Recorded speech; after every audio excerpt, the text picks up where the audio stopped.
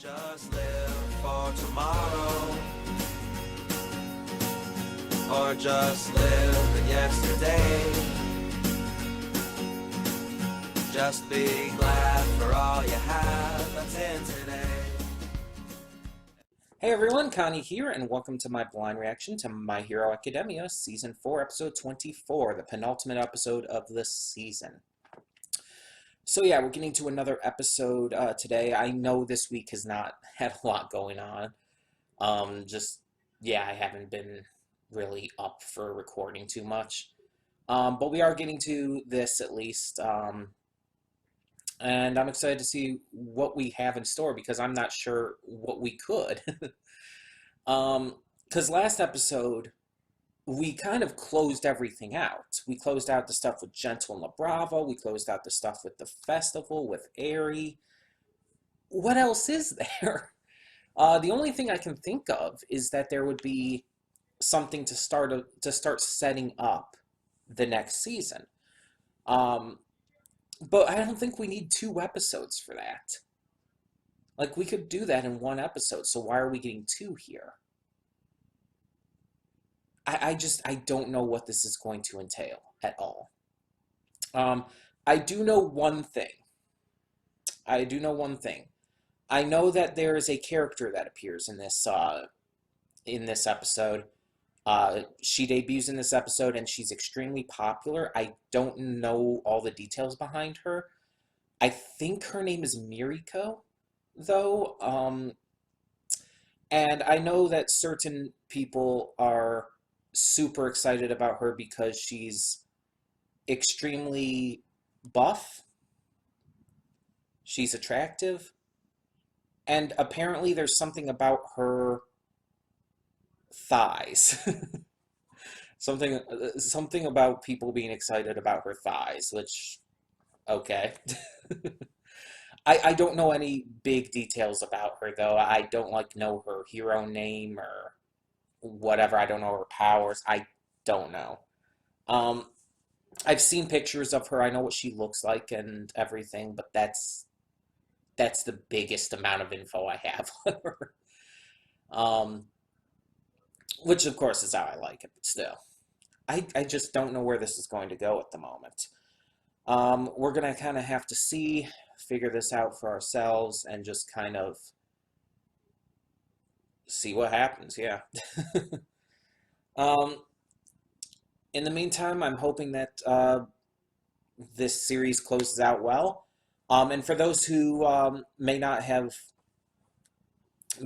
heard somehow, I've mentioned it in various reactions at this point. Following up following up My Hero Academia, the next series we will be doing in this slot is the new Digimon Adventure 2020 series. For those who have not heard, there is a brand new reboot of the original Digimon Adventure series. All the same original characters. You have Tai, you have TK, you have Matt, you have Kari, Joe. Of course, obviously, they're going to, in the Japanese, we're still going to go by their Japanese names. But still, we got all those characters. We got the original Digimon going with those Digidestined. I assume the story itself is going to be different. We're probably going to have new Digimon introduced, and ones who are from newer seasons will probably show up here and there. I don't know exactly how it's going to go, but as a fan of the original Digimon Adventure continuity, basically the first 3 seasons, because there was Digimon Adventure 2, and I forget what the 3rd series was called. But the 3rd series had Renamon in it and whatnot, and Guillamon. And I don't think it was as connected to the first 2, but I think it did have some level of connection.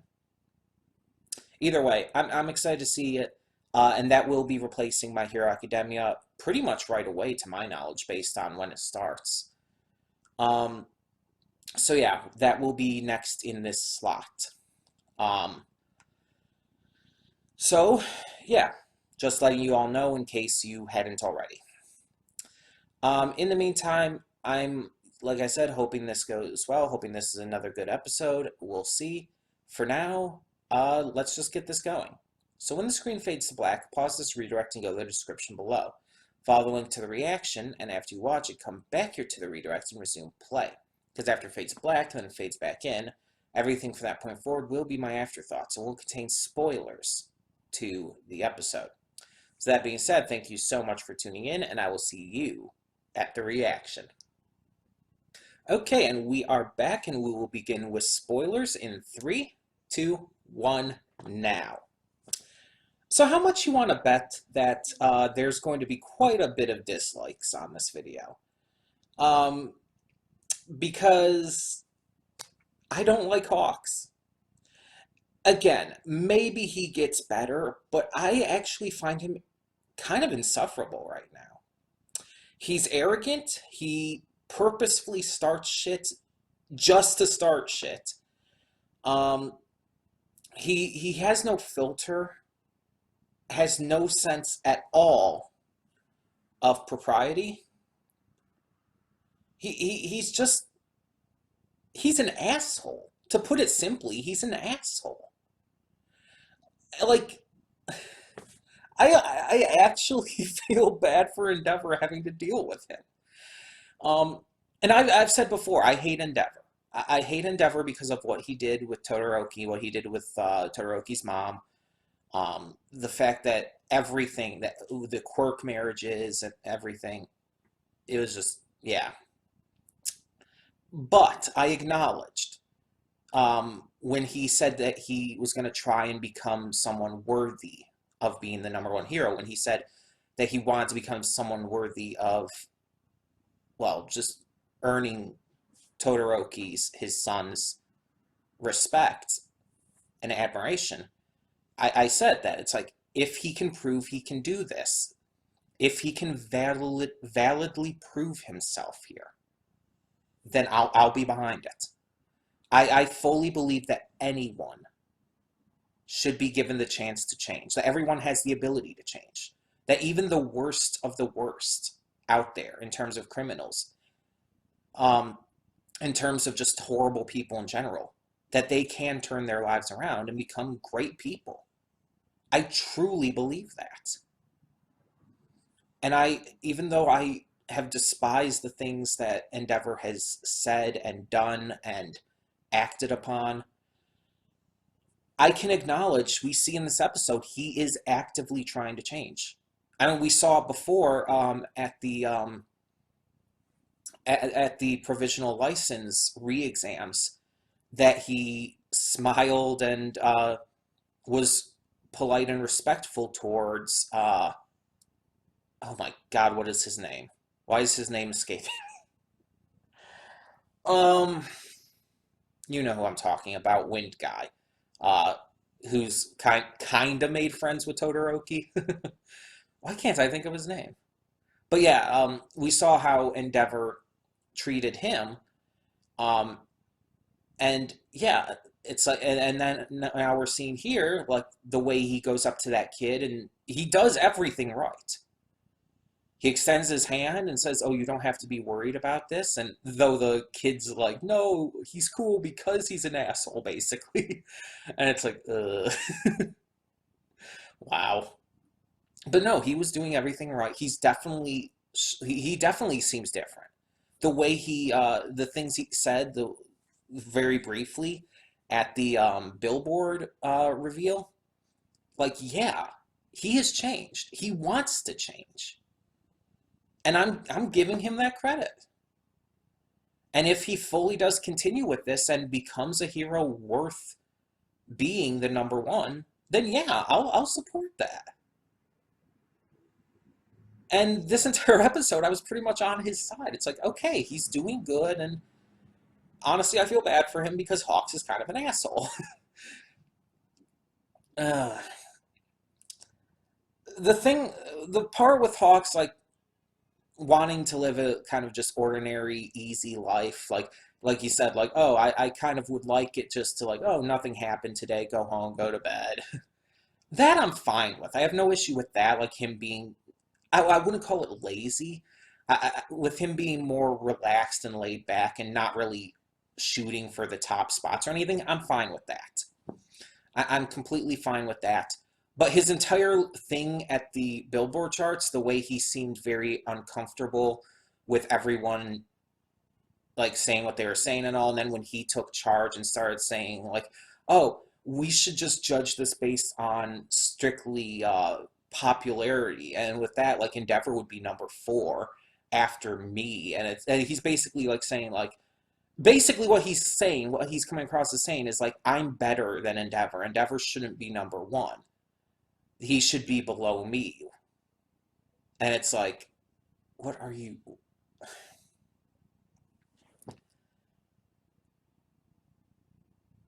He's 22 years old. And honestly, he acts like a lot of 22-year-olds. He thinks that he's the hot shit. And he comes up with this entire bullshit about like, oh, I don't actually want to be number one or anything. I just want to like, we need a leader. I want to help make you a leader and everything like that. It's like, is anyone believing this bullshit? Like the things he says and does are contradicting that line, that idea. It's like, I don't like him. Just leave it at that and kind of move on. We saw a couple other new heroes during the Billboard stuff. We saw Miriko, the one I had mentioned before, the really popular one. Hawks is really popular too, but and honestly, I liked her more. She was definitely better than Hawks in pretty much every way. She was kind of sassy and just like really like outspoken, but not in a rude way like Hawks. Uh, she had this confidence and just really like almost this wild child personality, and I really liked it. Um, and yeah, her design's cool. I like her design. I had again seen it before, but yeah, I think it looks good. She looks good. She's hot. I like buff girls. I always have.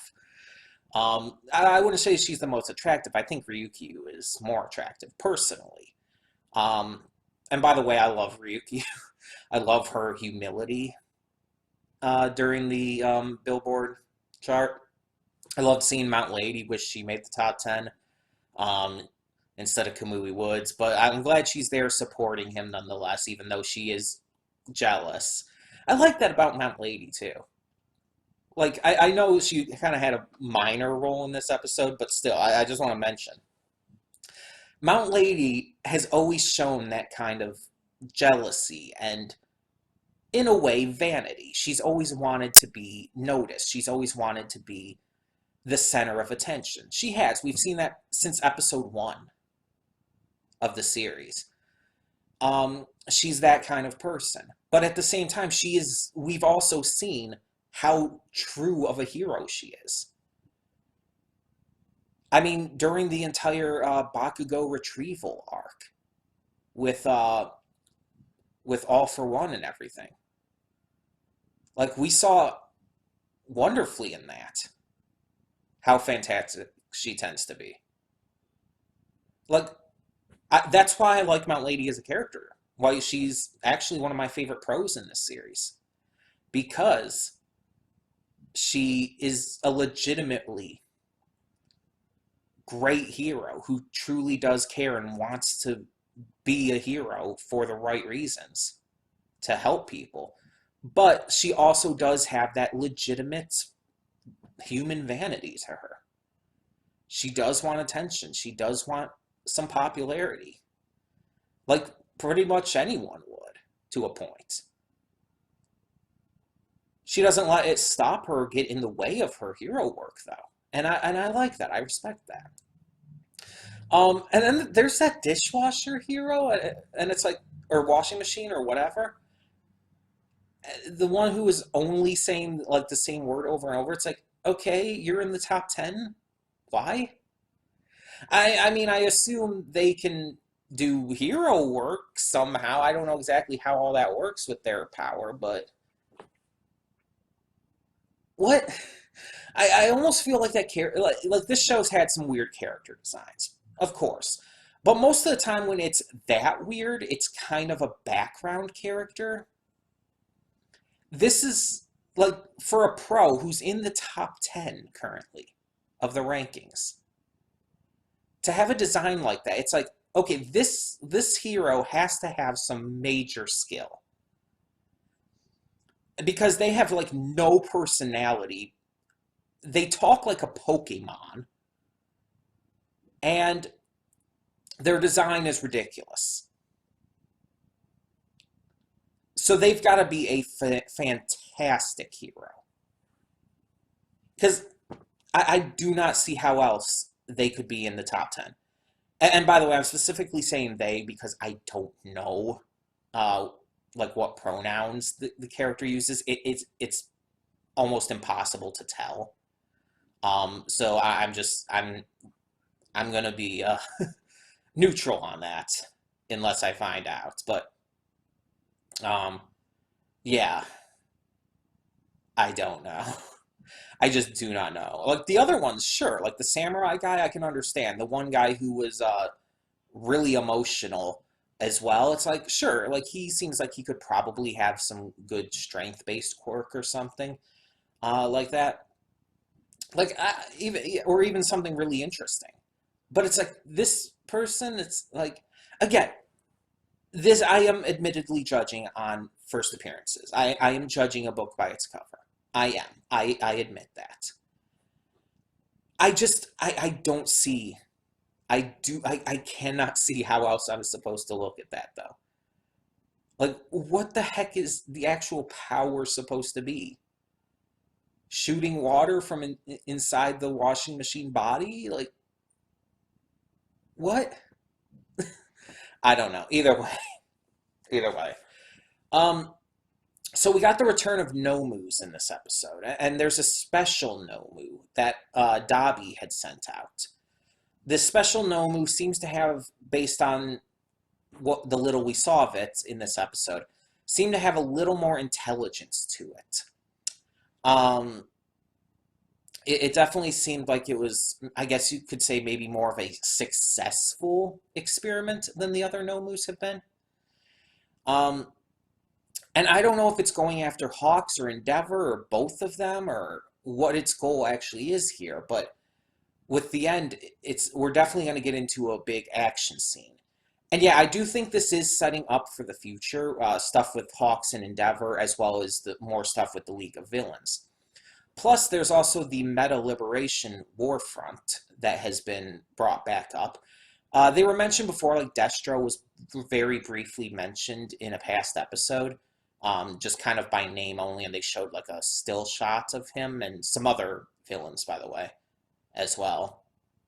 Um, yeah, I guess that's where we might be heading next. But then again, we also have this, which seems to be a League of Villains thing, so I don't know. Unless maybe those two groups are going to team up, kind of in the same way that the League of Villains teamed up with Overhaul's group that I can't think of at the moment, the Shiha Kaisai. That's it. But does anyone like do any other villains or whatnot know that the League of Villains betrayed the Shiha Kaisai?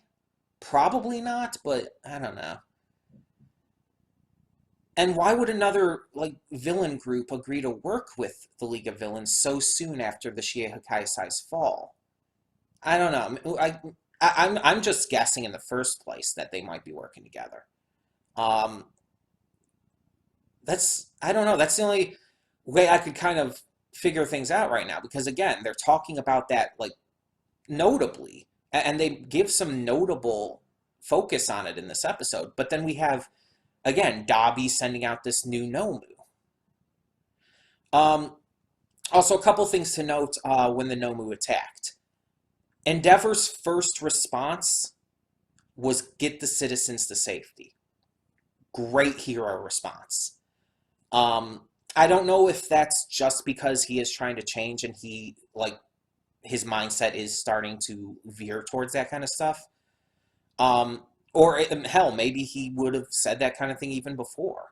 I don't know, honestly. But that's a very smart and heroic thing to say right off the bat. For that to be his first thought, that's great. Um, and that is one thing I will give credit to Hawks for, by the way. Not only just the fact that he did like say right, like yeah, of course, like that's not even a question, um, like right away. But also he did seem to really care for his fans. Like when they were walking down the street, it did show that Hawks did care for his fans. That he almost was going out of his way to interact with them, to take pictures, sign a bag, stuff like that. I will give him that. He's nice to his fans. But yeah, I just don't see the appeal in him right now. I really just don't. Um, he's not like my most hated character or anything, but he's an asshole, and I just really am not the biggest fan of him right now. Um, but again, it's not like I hate him. He's definitely not one of my least favorite characters necessarily, but yeah. I mean, he's no Mineta.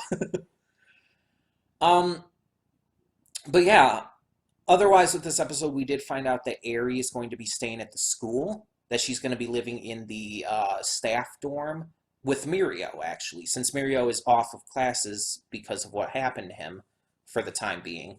He's going to stay with Aerie and keep her entertained, keep her happy and whatnot.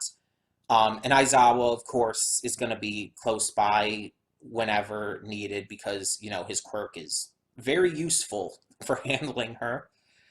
Um, and yeah, it makes sense now when you think about it that she would be there because it's like, where else would she go? She has no other family.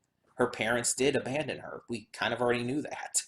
Her mother, especially, was an asshole. Well, actually, it was specifically her mother because her father's dead, right? That was like when she first activated her quirk. When that was first discovered, she accidentally killed her father. And then her mother kind of abandoned her and was just very shitty mother.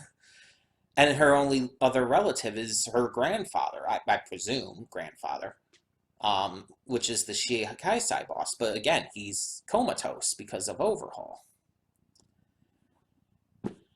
And now with Overhaul having lost his arms, he can't even fix him. So yeah, that's troublesome. Um, but yeah, since she has nowhere else to go, yeah, of course it makes sense that they would watch over her. With her quirk, it just, yeah, they're not going to put her into an orphanage or anything. That would be really dangerous. So this makes sense, and especially with Mirio watching over her. Honestly, that's very smart just in general. But the fact that everyone's going to get a chance to come by and say hi and hang out and play with her, like, that's good too. We also had the return of the Pussycats. And Ragdoll, we find out, even though she hasn't gotten her quirk back, she is going to still take an active role in their hero work, acting kind of as a secretary for them. Which means she's probably going to be like the Oracle of the group. Like, you know, like Oracle from the Batman comics and whatnot. When Barbara Gordon got paralyzed by the Joker, she rebranded herself as Oracle since she couldn't be Batgirl anymore. She would stay in the Batcave and she'd like scan the city for crimes happening. She'd inform Batman of things through a earpiece and whatnot. Ragdoll could very easily be something like that. I could definitely believe that. Um, but it's good to see the Pussycats again anyway. Um, they're just really fun characters. Wish we got to see a little more of them, but yeah, it was good to see them. It was good to see Coda again, to have that retouched upon and see that he's still a Deku fan, even to the point of getting specific shoes to kind of match Deku, which is adorable. Yeah, just overall, like there was a lot of fun stuff with that. This episode felt unnecessary, though. This felt like it could have easily been one of the first episodes of next season. It didn't feel like they needed to put this in this season. It almost feels, it feels like it should be in another season, let's be honest. It feels not, I wouldn't say separated from the rest of the events that we had just gone through, but actually, no, yeah, that's actually, now that I think about it, yeah, it feels separated. It feels like it's a part of a different arc. It's the beginning of a new arc, but I feel like they're not going to, like, it's not going to have any satisfactory conclusion with only 2 episodes. Like, this is, it feels like it's setting up for a new arc. It's beginning a new arc. But that we're going to get 2 episodes of it and then have to wait until October or something, I don't know, whenever the next season comes out, to continue the arc. This doesn't seem like just a preparation for the next one. It feels like the beginning of the next arc, is what I'm saying. And it just feels like this was unnecessary to put here. It feels like, I mean, I already said last time that, yeah, last episode could have easily ended this season. And honestly, I think if this is what we're getting at this point, maybe it should have.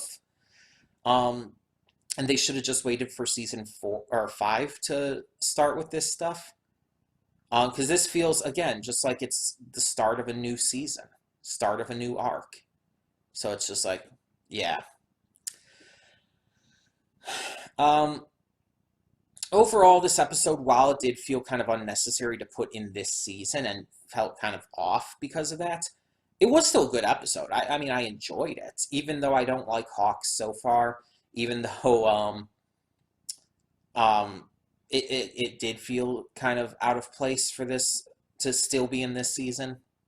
I still did enjoy it, and there's a lot to love with it, especially, honestly, with Endeavor. And I hope we continue to see him turning around his ways. And if this next arc is going to have a bigger focus on him, that could be really cool. That could be really interesting, especially seeing him start to change. And honestly, I would want to see him struggle with that, because that would be realistic, especially considering how he's lived his entire life, not just as a hero, but in general. So, yeah, we'll see. We'll see. In the meantime, tell me in the comments below what you thought of this episode of My Hero Academia, and thank you so much for tuning in. For now, I'm Connie, and I'm signing off. See y'all next time.